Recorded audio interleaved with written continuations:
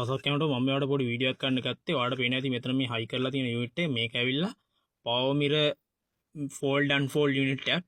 ඒ කියන්නේ power mirror එක ඇකිලෙන්න දිගාරෙන්න මේ හයි කරන යුනිට් එකක්. ඒ කියන්නේ මේක central lock එක ඔයාලා lock unlock කරනනේ. ආන්ගේ lock unlock කරනකොට ඇකිලෙන්න දිගාරෙන්න හයි කරන යුනිට් එකක්. power mirror දෙක ඇකිලෙන්න දිගාරෙන්න හයි කරන යුනිට් එකක් මේක.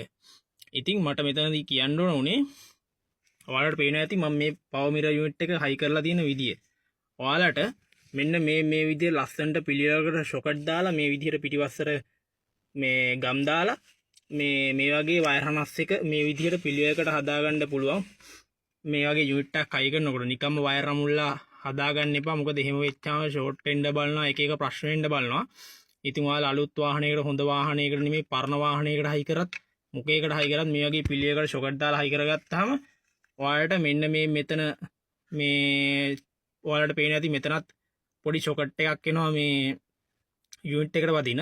එතකොට ඔයාලගේ මේ යුනිට් එක පිච්චුනහම අලුතෙන් යුනිට් එකක් අරගෙන මෙන්න මේ පොඩි පින් ටික පොඩි shocket එක අරගෙන ගහන්න විතරයි තියෙන්නේ. එතකොට මේවා සවුත්තු වෙන්නේ නැහැ. කාලයක් පාවිච්චි කරන්න පුළුවන්.